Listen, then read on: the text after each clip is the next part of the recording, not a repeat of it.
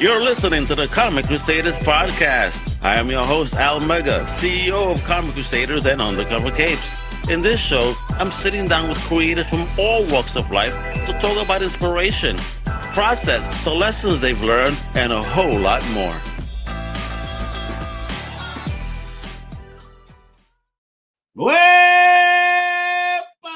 This is your boy Omega. Welcome to the Comic Crusaders Podcast. You know what I'm saying? I'm your boy Omega. Hey, listen, today we're bringing you an electrifying live episode that you don't want to miss. We're diving headfirst into the world of nostalgia, creativity, and cutting-edge storytelling with none other than the big boss himself. My man been killing it in the game. The one, the only Mr. Ed Brisson.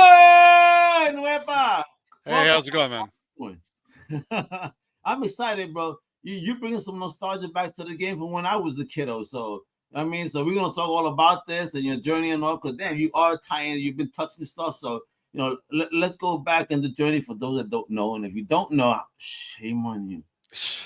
All right, all right. So let's get to it. Tell us a bit about yourself. Where you originally from, and the most important question here.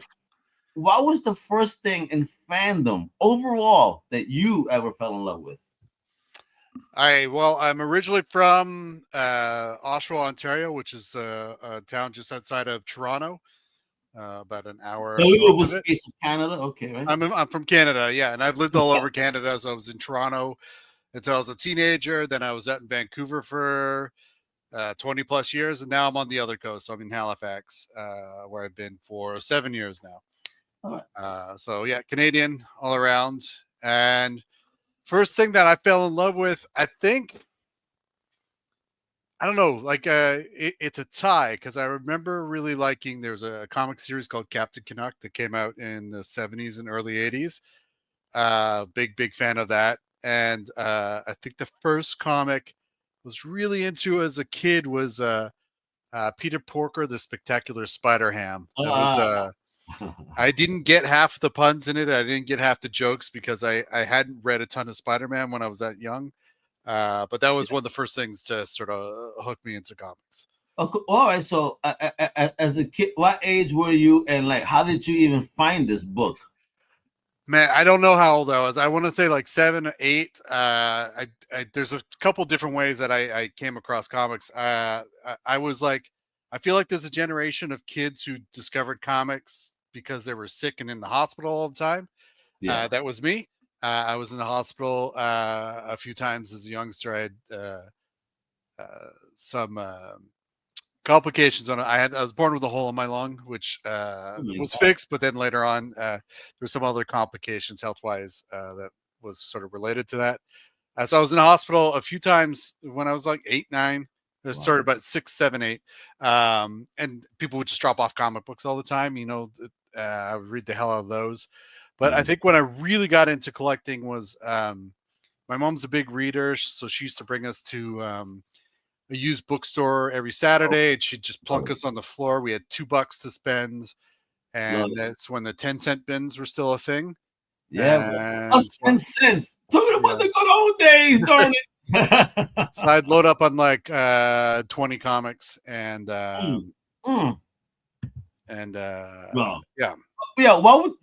would you binge on the Peter Porker or did you kind of I would just kind of grab whatever, but Peter Porker was the one I remember really just trying to get all of them. It was the first time where I was I wanted to get a whole run of something. Yeah, the first time you feel I want to collect the whole thing. But the problem was that this bookstore, they were not a comic bookstore, so they had only 4 short boxes, right? So it was a pretty limited selection.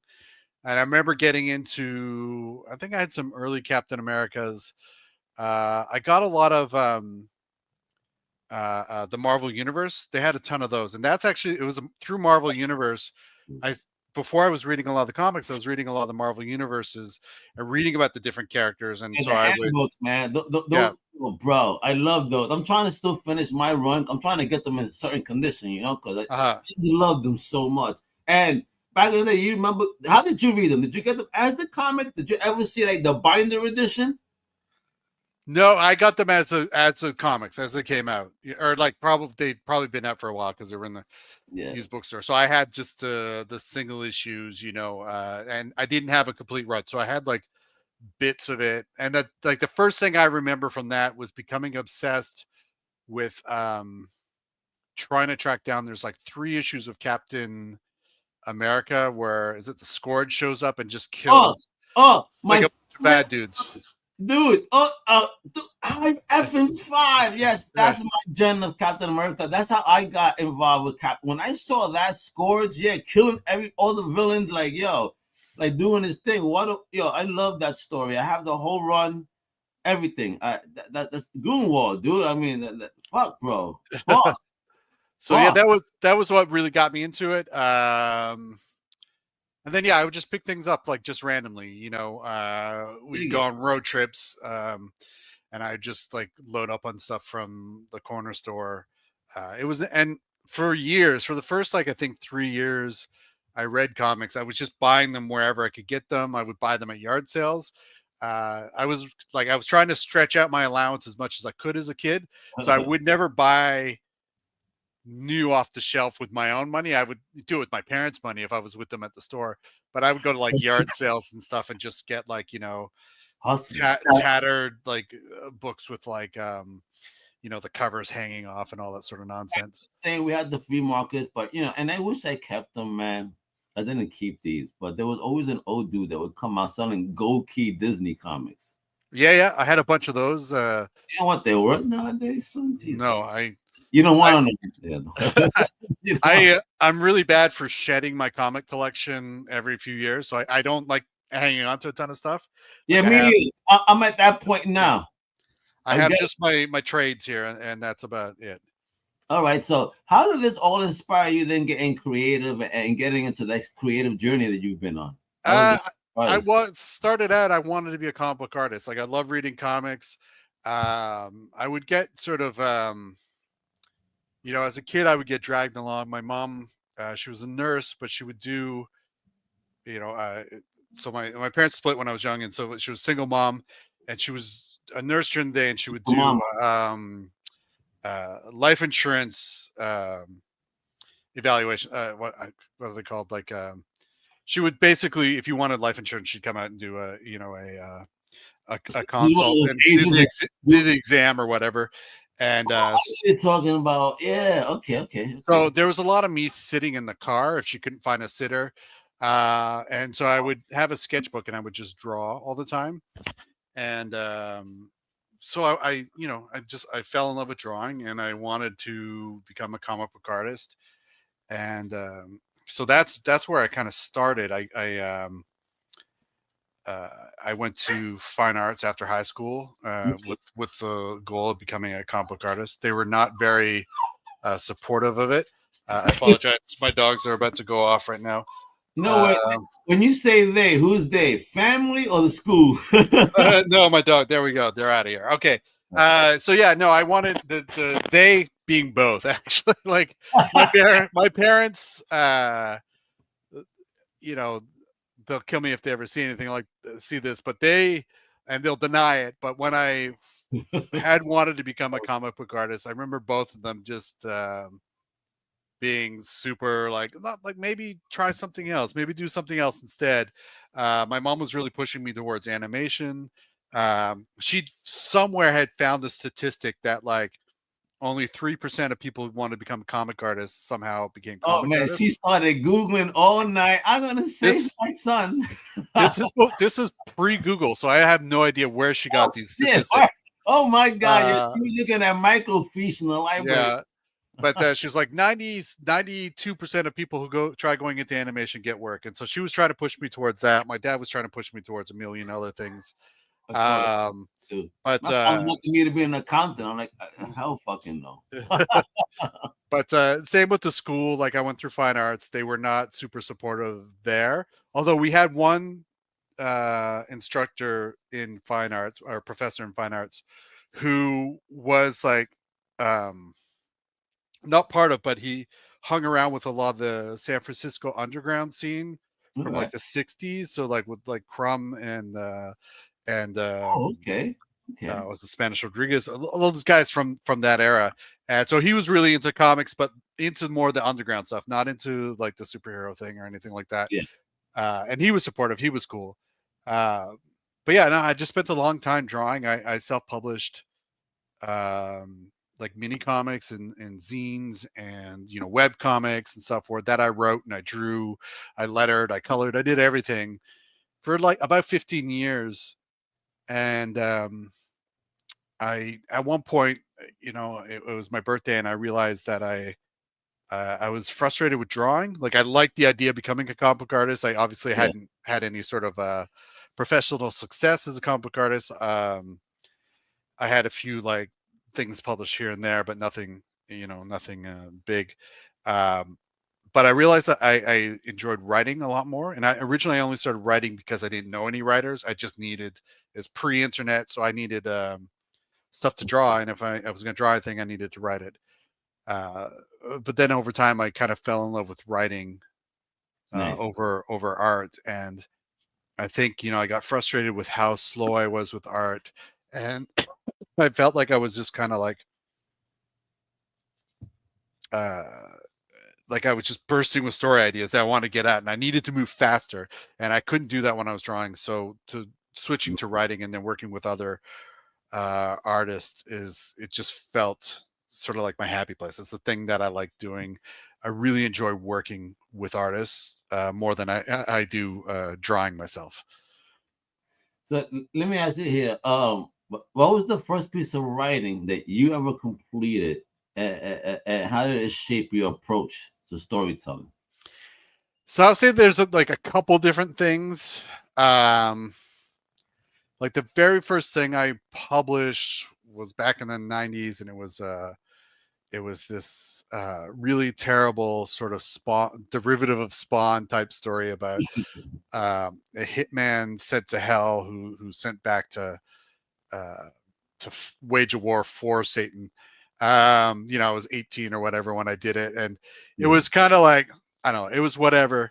I think when I stopped drawing, because for a long time when I was writing and drawing my own stuff, I would do I was all over the place. Like I'd do autobiographical stuff for a long time, so I would do like kind of more cartoony style stuff. I think it's when I really stopped drawing and focused on what kind of stories I really wanted to tell is when I started a series called Murder Book, which are short crime stories. Oh, cool. And that was the first time where I really sat down and was less worried with appeasing other people and trying to do something that I thought people might like, and very focused on just doing the thing that I want to do and that interests me, without really to my mind, if I could interest myself, if I could tell a story that is interesting to me, then it will hopefully find an audience. But like, I can't worry about it finding an audience, if that makes sense, right? Like I have to serve myself first. And I think that when I started on Murder Book, that's when I really started to learn that lesson. And, there had been times since then when I've been hired, especially when I started out getting hired for jobs, where I would be too eager to sort of appease what an editor wanted versus what I wanted to do. That's where I could see my voice getting lost again. So it's doing those first Murder Book things that really taught me to sort of pull it back. There's a reason they're hiring me. I have a specific voice. So there's a reason I'm getting hired for things. And I need to sort of just focus on doing that. And part of that voice is just telling stories that interest me and that I can really engage with, versus just trying to write for a paycheck. So I want to ask this question here. So Yeah. that Murder Book, is it based on experience or this all make believe? No, I have not murdered anyone. No, it's just all like I'm a big fan of crime fiction. Growing up, my mom worked in sort of victim services, so she, after that, she worked with victims of crime. My dad was a cop, so on both sides I was getting lots of crime stuff. You're your own detective as a butterwheel latte. I understand. Yes. And I'm a big fan of crime fiction, crime film, etc. So it was just like, it's just it's that and horror are my two genres that I love working in and love consuming. Gotcha. When I'm left alone. So talking about what was the first like that you would say the big opportunity that came your way that kind of helped open the doors for the Brisson verse to be born? So I think the first big one that happened was I got offered. I'm just going to back up a little bit to mention how it happened because it was Bring it. Let's go. A weird situation. We want the Bochinche, man. The gospel. Let's go. I was at so my first image book came out in 2012. So that was like I'd met Michael Walsh through doing murder book stories. He and I worked on a couple. We liked working together, so we pitched that. Cool. And with that book was called Comeback. I went to C2E2 in 2013, early 2013. And I'd sold most of the things that I'd brought with me. And I think I had like 4 books left or something like that, 6 books. And they were all murder books, like all issues of murder book. So as I was leaving the convention center, as I was just walking, like the convention was over, I'm leaving. I didn't want to bring anything back with me. So I just handed out copies of murder book to people I passed. Okay. I was like, hey, here's some free crime comics, and it was all just because I didn't want to bring it back with me on the plane. Yeah, well, that's a good hustle. So yeah, that's a good thing. So I got rid of them. I didn't think anything of it. And then about 3 months later, I got an email, and it turns out I didn't know that one of the people I handed it to was a Marvel editor who read it, and she liked it. And so she hired me to do a 2-issue fill-in on Secret Avengers. This is summer of 2013.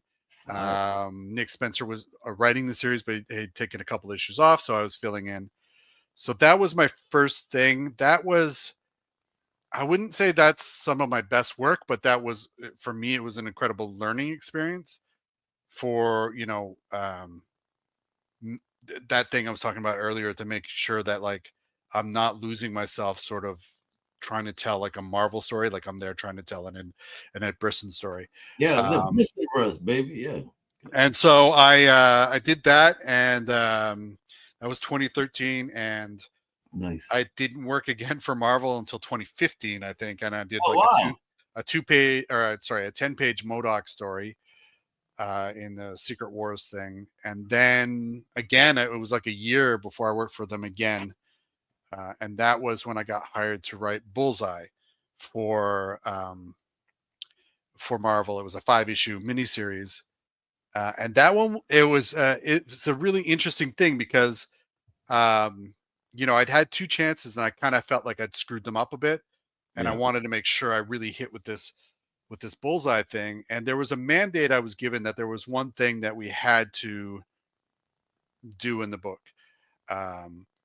And so I'd written a sort of pitch around that, and I spent 2 weeks. I was really taking my time to do this pitch to get it proper. And the day before the pitch was due,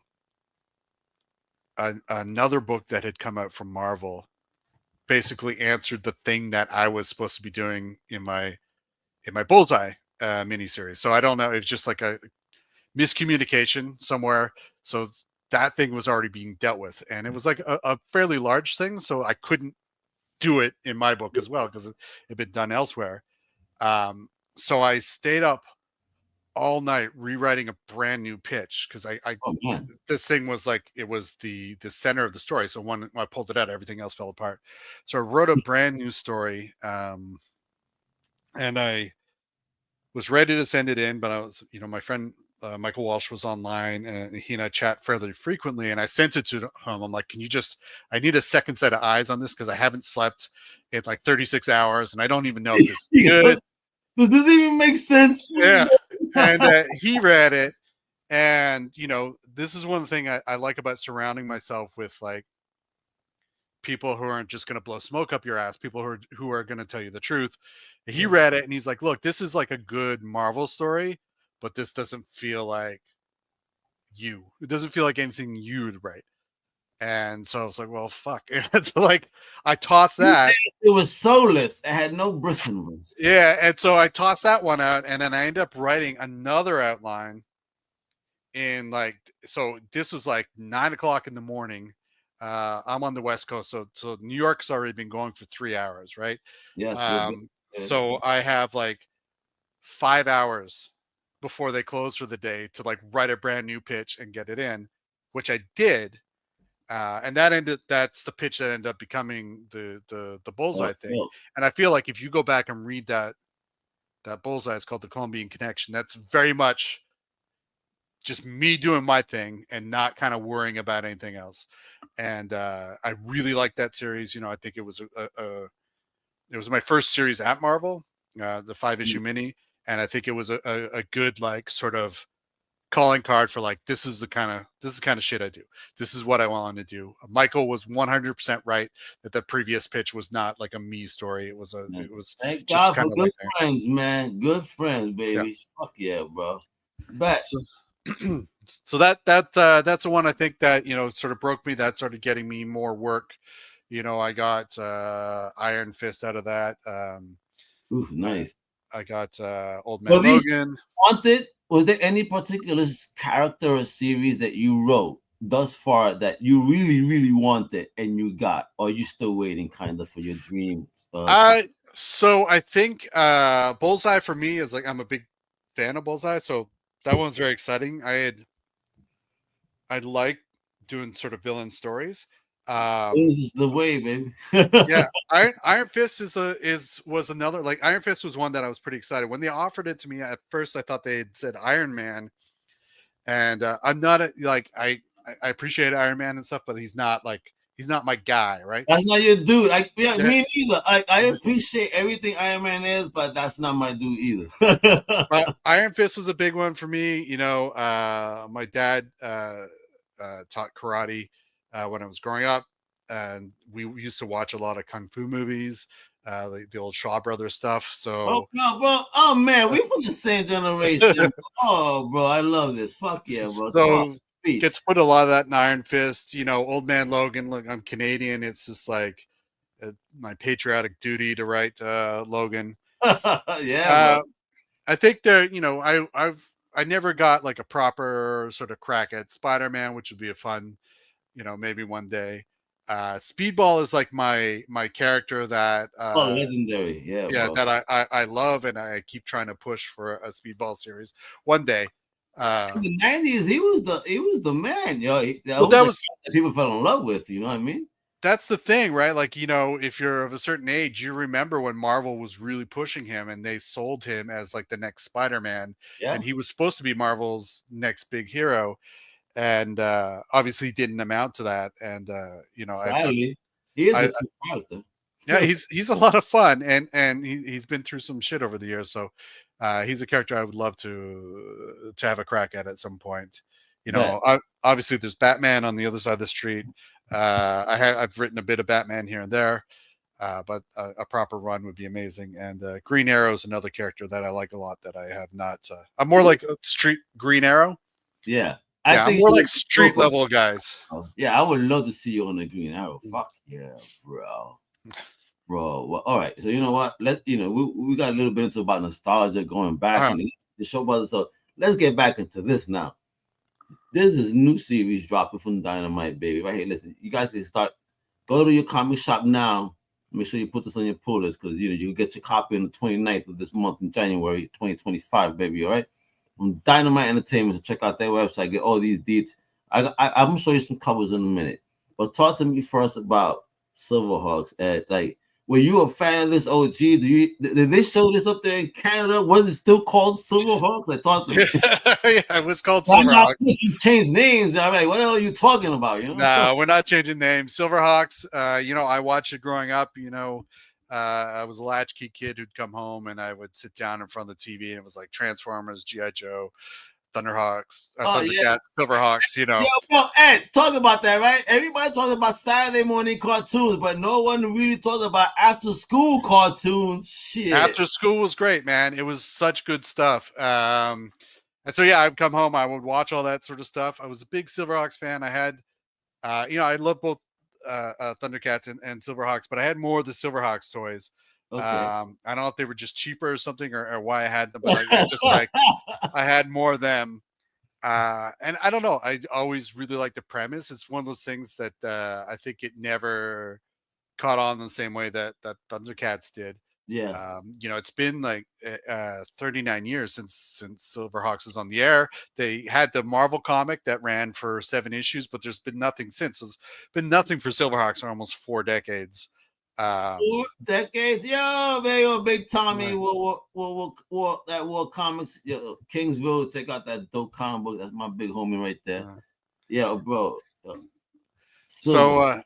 yeah, so I was always a big fan of it when I found out that Dynamite had the license to do Thundercats. I know Declan, so I started bugging Declan to keep me in the loop in case they were planning to do any Silverhawks. And I would So kind of bug. wait, so you, as soon as you found out, you knew you wanted this. Oh yeah. I was bugging Declan right away, and then when Love it. Nate from Dynamite poked me to write the Thundercats Apex one shot, my first question to him was like, what's up with Silverhawks?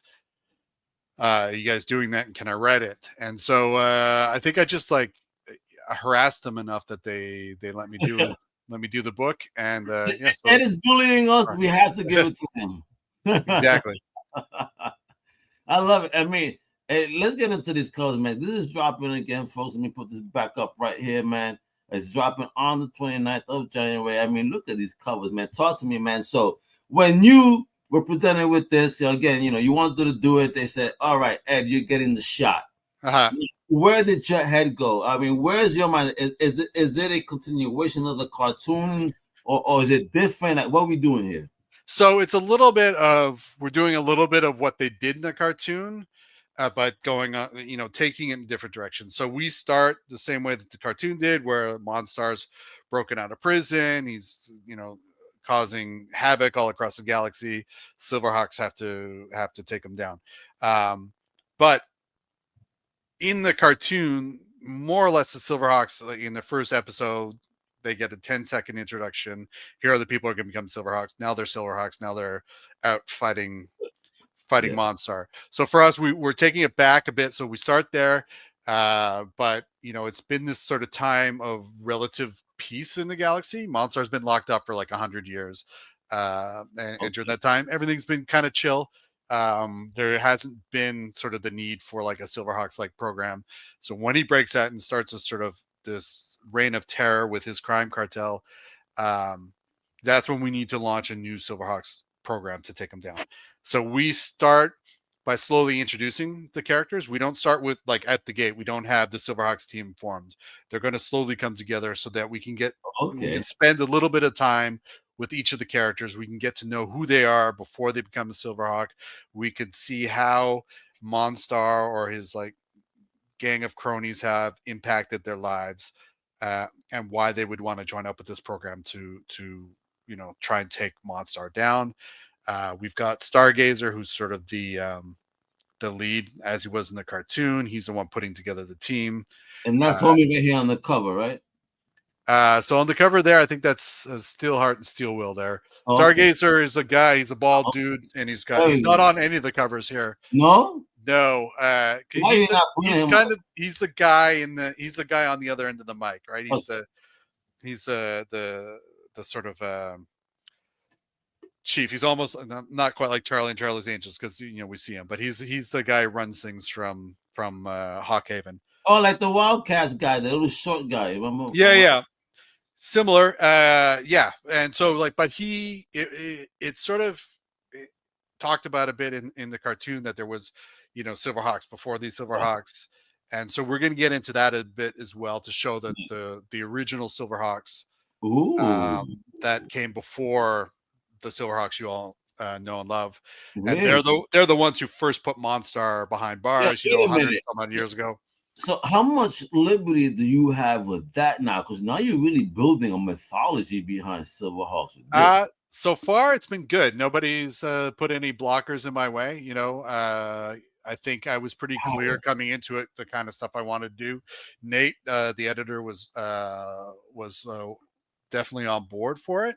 We're trying to our sort of catchphrase that people may be sick of hearing me say, but we're doing this as like untouchables in space, right? So like Yo, that's sort of our approach. love that movie. And we're trying to just build the characters so that, you know, I think in the cartoon, if I could lodge a complaint against the cartoon, is that sometimes the characters were a little bit one dimensional. Uh, Yes, agreed. and so we're trying to sort of correct that with this going forward, and really give these characters some weight and some backstory and history and names. Some of them don't even have names beyond their code names, and so they'll have them in the series as well. Holy shit, I love it. I mean, look at these covers, man. Iconic, the characters. I remember these growing up. Fuck yeah. I mean, this is one of my favorites because, you know, again, so is the villainous side. Yeah, Got the good guys. This is fire, son. Fire. yeah. It's James Soko, the guy's great. Yeah, yeah. And look at this, yo. I mean, there was a figure to get when this was a toy.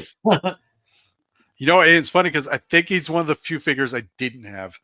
Was Really? Couture. Yeah. Well, that's fucking when listen, your parents would buy you all the side dudes, but never the like the main. I had to buy it all myself. I had a paper route, and it was all my money. Yo, I love my parents and all, but they would always find me the side dudes. Like, damn, I want the Snake guys, I want the Storm Shadow, I want the Optimus, I want the no, they gave me the small dudes. You know, I'm like, Right. I appreciate it, but damn, I want the big names. Right. Love it. I mean, I like this cover too, man. This is so like Native American style, yo. Right, like a totem pole style. Right. Yeah, it's Declan. He's great. So Declan, cool. who obviously is writing the Thundercats book. Yeah, man. And then you got this fun John right here. Yeah. I mean, please don't do the art like that inside, though. I want to read it the right way. This, though, oof, look at how those colors pop. Yeah, Yo, Tommy, you have no idea. SilverHawks is back, baby. Dynamite is doing the right thing, and Brisson is touching it. He's a fan. Look at this. I mean, look at this artistry. Yeah, you guys bring. Oof. My God, this is a poster, yo. I think these are the orbs we're seeing in the sky now. They're actually SilverHawks. Ed, what do you think? I don't even think I've seen this cover before. Oh, word! Look at this. Yeah, but again, you know, y'all guys sent me stuff. I had to go to Dynamite. I said, I know how Dynamite do. Let me see what else they got. and of course, they got some extras, but this is gorgeous. I mean, yo, this is like, you know, this is some scary shit, man. And again, with the orbs up there, this is how the SilverHawks probably look. I mean, look at this right here. Right gorgeous, man. Like, so talk to me, like, what's the most fun part of writing the SilverHawks, and what kind of really, what's the biggest change you really think that people would be surprised about? So I think for me the funnest part is really just going back and revisiting the cartoon, the thing that I loved growing up, and then kind of diving into and expanding on stuff that's there. So it's not like we're not coming in and trying to be like revisionists or anything like that. Instead, what I like to do is just build on what exists, like the stuff that's been sort of hinted at or talked about in the show but maybe we hadn't seen. And so, you know, we don't really see much of Bedlama, which is the planet that they're primarily protecting. Nice. We honestly, we don't see a lot of the planets. We don't see a lot of the people on different planets. We hear about them. We know that Copper Kid is from a planet of mimes, but we never really see that planet. And so one of the things I really want to do here is set foot on those planets and really build these worlds so they seem real, so they seem lived in.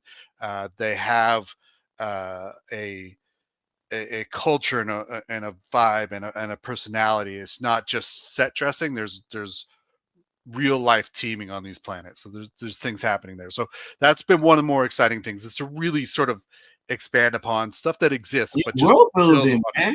Your world building. I mean, where do you go as you create to, you know, make these new things? Now you're creating these new worlds. You're expanding upon a world. Like, what do you dig into for the roots of that creativity to say, all right, this is what I feel could apply to this world or this narrative here? Yeah, I don't know. It all depends on the planet. I think like Bedlama is just like, it's like an Earth proxy planet. Like they have Earth in SilverHawks, but it's a place where people have expanded to. So it's just like, what does Earth look like? You know, was it 7,000, 8,000 years from now? Well, what does that look like? How do Yeah. we, not 8,000 years, 800 years, 800 years from now. Sorry, I'm terrible at math. You and me But both. just kind No worries. of playing around with these ideas. But the thing is, like, I wanted to feel futuristic in a way that feels real, but I also, we like playing around with this idea of it feels futuristic in a way that feels real if you're looking at it through an 80s lens, if that makes sense. Mm. It's not like how we today with everything we've got going on, what it looks like. But if you could kind of transport yourself back to when they were making the cartoon and trying to imagine what the world 800 years in the future would look like. Um, Excellent. So let if me that ask. makes it, I feel like I'm rambling, but No, we get it is. Oh, this is not creators. I actually understand where you're coming from, hardcore. But let me ask you something. Let's kind of move a little bit because again, I want to talk about. It's not just you working on this. You have a wonderful team. So yes. talk about working with the team on this project. How's the collaborative process and experience been with the team? So George Cabadias is a guy who I have sort of spoken with for years now. It's just kind of like Twitter DMing back and forth about trying to find a project to work on And together. that's best friend. Yeah, well, I wouldn't say like we've never hung out. I've never met him in person. Now I'm just saying, ex-best friend. There you Oh, go. yeah. But he's someone we've talked about working together. We talked about trying to Nice. find a project together, and so when this came up, Nate, the editor, had suggested him, and he George has all this like really incredible sort of he's a big Spider-Man fan. He's got all this like crazy Spider-Man art that he does all the time on Twitter that and he does for a lot of characters, but it's so expressive, it's so um unique. Like you can spot his artwork from a mile away. He doesn't draw like anyone else. He only draws like himself. He has a really interesting way of handling tech, handling futuristic stuff. There's such an incredible amount of like kinetic energy to his artwork that I think is like perfect for SilverHawks. So yeah, just working with him on this has been great. Like it's just a lot of back and forth in terms of designs. We've updated like minor updates to a few of the characters just in terms of their design and appearance. Um, you know, we've had to sort of take existing things that maybe don't work as well as they used to and sort of reattack these sort of designs. And he's just incredible at that. He's very quick. Um, he's very smart with it, and so it's been a pretty painless process, which is great. Love. Listen, man. Anything that's pain free is absolutely wonderful. So talk to me about what's popping there. Like how many stories we get? Is this a run? Is this a mini series or continuing? Like, talk to me. So this is supposed to be a run. So hopefully, Yeah. nothing goes sour, south or sour, and we get to go for a while. The first arc is really about sort of building up the team. We're Right. kind of doing a similar plan of attack to Thundercats, in that we do an arc followed by a one-shot story that would be like a Bringing it solo or old whatever. school, baby. Yeah. And then, before we go into the next arc. So, we have our arc. That's the first arc is basically about how the whole team comes together, how they work together, the sort of the pitfalls of bringing this, this Yeah, group of people brother. together and everything. The one shot is going to be focused on Stargazer, who But, is but, but the one shot is lead. within the run, correct? What's that? The one shot is within the run or Yeah. So it's like issue 5. You see, bro, Yes. thank you. Yeah. Well, the old school style of storytelling. Yeah, you could tell a story, give me some one-off story within the Yeah. run, which is cool. It's like, yeah, thank That's you. exactly how we're doing. Like, and Thundercats does the same, where they do the 4-issue sort of arc. It They do the should be. one standalone, issue 5, issue 10, et cetera, et cetera. So we're doing the same thing. We're Wonderful. doing like the standalones will mostly be like single character focus. So the first one is about Stargazer. who's the person who took down Monstar, 100, 150 years ago. And so it'll be a flashback issue to when he had this sort of giant battle across Bedlama with Monstar. So it's gonna be a fun issue. Yeah, I kind of feel the energy. Like, yeah, this is a book, baby. I cannot wait. So, how many issues are you right now ahead? Would you say? Can you tease? I've planned out for 10 issues at this moment. So again, it's comics. So who knows what happens with comics? But I've had my heart broken enough to know that to be like cautiously optimistic that we can go for it. I'm positive that this will be able to go forward and move along really hotly, because listen, man, everything that Dynamite's been doing, especially with this nostalgia set, has been kicking some fucking major ass. It is the public. I remember this. This is getting on my definitely pull list, because SilverHawks, are you serious? And not the way you talked about, like you taking that team building approach before, fuck yeah, I want to know everything. Thank you. Fuck yeah, bro. I'm in. I'm so in, Ed. All right, thanks, man. Thank you. Thank God I'm not married anymore, because this could have taken away from food and family mouth.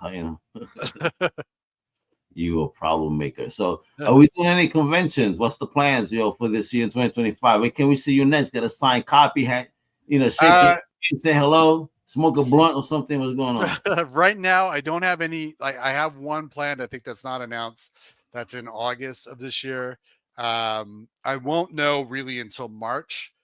What I'm kind of doing for the rest of the year, because in addition to video games. You mean video games? Sorry, in addition to comics, I'm working in video games, writing video games as well. And what game? What are we talking about? I can't say. It's all hush hush. Oh my God! Brisson versus video game, folks. Stay tuned. But that sort of dictates how my year goes. So I won't know until a little bit later this year what the rest of my year is going to look like, and then I can kind of start planning conventions and such. I'm excited, man. Shit, you got a video game opportunity. Is that something you ever expected in your life to come through? It's something that's kind of a newer thing for me. I grew up, I played a lot of video games, and then I took a long break. And then at the beginning of the pandemic, when just everything went on hold, I picked up a PS5 and I kind of went nuts. There's like a lost year in there where I was just playing nonstop video games, and so yeah, what was your game tag, bro? Should people have been fearing you if they see your name again? No, it'd be good, man. I'm excited about it. It's a really interesting. It's a lot of similarities to comics, but just moves at obviously it's a much larger production and moves at a bit of a slower pace, I guess. Okay, great. So did you find it challenging or what? Or did you learn a lot? I'm learning a lot. There are some parts that are challenging. I do enjoy that there is more time for like research. So it's not like I'm on like with comics where I gotta, if I'm working on a book and I need to research stuff, I have to do it in a very short period of time. There's more, it's a lot more research intensive. I'm enjoying it. Like I could see it for some, like the volume of work might be challenging, but there's something about it that I enjoy quite a bit. It's a lot of like revising a lot of the same stuff over and over again. But I like that. I know some people do stuff and they just want to move on, but I kind of like revisiting the same thing and just trying to make it the best version of it. But without overworking it, right? There's that fine line. So my man, he giving you lessons, folks. You better be listening. I'm just dropping some knowledge here. I love it.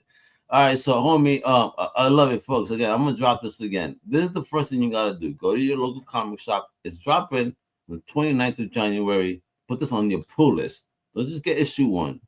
Get everything. You heard them. You got mad stories ahead. Let's support this project. All right. Make sure it happens. And you want to get more details, you can check my show notes. You can also check out Dynamite Entertainment at dynamite.com. Right. But you gotta follow my big homie Ed on X at Ed Brisson or on Blue Sky, at Ed Brisson BSKY.social. Now, how do you feel about Blue Sky? You having fun with it? Yeah, it's weird because I feel like with sort of social media feels like it's in this weird state of collapse. And collapse. I wouldn't say collapse. I think it's just it's changing. It's changing in weird ways, and I feel like I'm maybe hitting my threshold of being able to like engage as much as I used to. Like constantly have to as well. I think it's our age group, man, because maybe there's some shit I'm like, yo, sometimes I wish I want to give up, but I don't, because again, it's important to the brand because I want to help all my creators out there. So I personally cannot step away from this because I want to help my people, but as for my own personal profile, sometimes I feel like giving it the big old middle finger, like, oh my god, what the hell's going on here? Yeah, I'm like torn, and like so I enjoy Blue Sky. Seems a lot more pleasant right now, and I'm enjoying that part of it. But I find I'm just not on there as much as I sort of used to be on to Twitter back in the day, and maybe it is just like age or whatever. I have like I don't know. It's it feels different. That's all. It just feels different, and maybe it's me. Maybe it's not the social media. But hey, you man, it's men of a certain age. Yes. All right, so let me ask you something before I got two more questions. Yeah, you have some dope artwork behind you. What is on behind you, bro? What is that? So I don't know how well you can see it, but it's all like these are all from books I've worked on, so that's the way I kind of keep my collecting in check. So this is from let's see if I can get my finger. That one here, this one here, is a page by Dylan Burnett. Is from X-Force. I want to say it's X-Force number 4, and it's the end splash where Strife comes through, and he's got this new MLF with him. And the reason I love that page is that 2 of the characters that I put on the MLF team, on Strife's team, were characters I created when I was about 12 years old. And then so I wrote into the comic later on.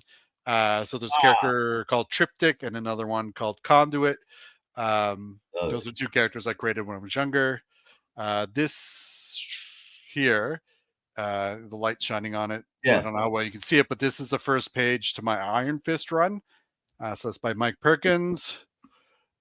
This is Old Man Logan, Damon Casero. So it's Logan and Alpha Flight on a ship during a mission. Oh man, bro! This one you probably can't see very well, but it's from Dead Man Logan. It's Glob Herman, who's one of my favorite characters. This is Mike Henderson artwork. This from an Alpha Flight one shot that I did. This is a cover for one of my books from There's Something Wrong with Patrick Todd by Gavin Guidry. This is from Ghost Rider, another Iron Fist page. This is from a creator-owned book called Sheltered that I did with Johnny Christmas. This is nice. X-Files versus Teenage Mutant Ninja Turtles. One shot that I did. This is one of my first work-for-hire gigs, Michael Walsh. And then this one over here is a book I did called Cluster back in 2013, I think, 2014. And that's one of the covers by James Stocco.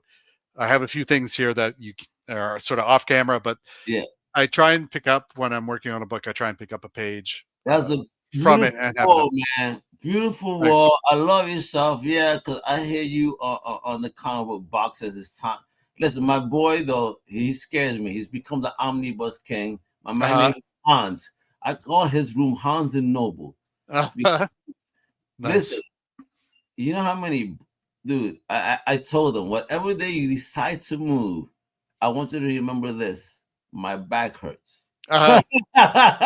Ain't no way I'm helping you move, dude. His room is the most insane omnibus room I've ever seen in my whole life. Like, I've seen collections. I don't think anyone's seen a collection like this. Nice. Yeah, I hear you, man. every time I've moved, I think I end up with like, a bunch of short boxes and long boxes. And every single time I've moved, I've just given them to somebody who would appreciate them. And Yeah, right. I I haven't can't done take them. that yet. I'm selling my stuff because I'm like, I'm Yeah. not gonna move again and do this. Listen, this my business partner, best friend told me, he's like, yo, Al, if you ever move again, you better make sure these comics ain't there, 'cause that's the last shit I'm moving. Yeah, I hear you, man. I love it. All right, so last thing here is any words of advice for any potential creators out there based on your journey and the way that you can't, built up. Like, what would you tell creators out there nowadays? Those young creators trying to step into the game. Uh, you know, uh, my advice generally is if you're someone who wants to become like a writer or an artist, is it's just I egotistically call it like the murder book method, which is start small. When I started Murder Book, I was doing stories that were like 5 to 12 pages long. Okay. So start small, just do small stories to prove that you can do it. Either you're a writer or you're an artist, right? Prove that you can write 5 pages and tell a story that's got a beginning, a middle, and end. Those sort of stories generally work better with some sort of twist. If you look up like the old EC horror comics and stuff, they're short stories. They always have that sort of twist at the end. That's not to say it's the only way to do it, but in my experience, that's what works. But if you're a writer, if you're an artist, you do those short stories. Um, and just kind of like the thing is, if you want to do like I meet so many young creators who want to do like a Cerebus 300 issue run, of whatever, huge world, like Yeah, Game of Thrones style world that they built in their head. the great world of novelization. Yes. And Man. it will almost never work. Like 99.99999% of the time, that's not going to work because it's just too much, especially when you're starting out. Your voice is going to change, your art style is going to change. So if you do these small chunks, you can sort of develop your voice, you can develop your art style without having this sort of noticeable change in it, right? Like even some artists who are just starting out, they do 2 or 3 issues. By the second issue, their art looks so much different from the first page of the first issue, right? So if you do these shorter stories, you really can kind of lock in on your style, figure out who you are as an artist, as a writer, as whatever. Um, but also like it gives you the sense of completion, and I think that's something that we don't talk about enough, how important that is to have something that is whole in your hands, that is complete, that you can show to other people and say, here is a thing I made, right? You can't do that if you're going to set off to do a 300 issue mega arc, You can't. mega story, because you'll lose gas so early, and you'll have something that's unfinished. So I think having small finished bite-sized things to start is very important. You get that sense of completion. You can really sort of start figuring things out for how you want to tell stories. They're easy to put out too. Like you can put them up online and people can read them in one sitting. Like I did with Murder Book, I would self-publish these, and I would bundle like 2 or 3 stories together into like a regular size comic that I could hand to people. And part of my thought process for that when I was doing that was that if I want to break in as a writer, I can't get an editor to read just a script that I've written, right? An editor just doesn't have time if they don't know who I am. But if I plunk a comic that's got 3 or 4 stories that they can read while they're like sitting down and having a coffee, then that's doable. That's something that they might pick up because they're just bored. If I give it to them at a con and read it and be like, oh shit, this is good, or whatever. So I think that is like the biggest advice I could give is just start small, do stories that are complete. Don't do a 5-page story that ends on a cliffhanger and because you're building a bigger universe. Do a 5-page story that ends, that has an end. It's a tough. I think writing short stories in some ways is tougher than writing, like a 5-issue arc, because you don't have time to waste. You don't have like every second counts, every word counts.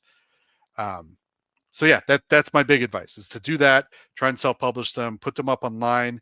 Don't worry about making money from them. There These we are go. just you show and proven, right? Like it's not Yeah. a thing where you're you're going to make your money back anyway. In independent publishing, for the most part, you're making beer or pizza money if you're lucky, right? And so just get it out there. And it's more important to my mind that if you're a writer, if you're an artist, that you just get your work in front of eyeballs when you're starting out. And then the rest will hopefully come. If you've got skills, if you can do it, the rest will come after. But at first, you just want to show people that you can do this. You want to prove you can do this. Yeah, prove it. Come with that tenacity that you can, work hard, get it done, study your craft, work on your craft, and that's it. I love what Ed is saying. It's just the truth. Just put it out there, man. There's no better thing you could do. And I would say too, if you're a writer, it's a hard because it's an apple and oranges thing. But if you're a writer, try and find an artist that you feel is better than you are as a writer, if this makes any sense, so that you're trying to prove yourself as well to your collaborator as you're going along, and vice versa for artists. Like, find someone who you think is a really good writer, so that you're having to prove yourself right out of the gate, that you're proving yourself to your partner, to your collaborator. It's a tough one because there's no way of measuring that. This is more about how you feel about that other person.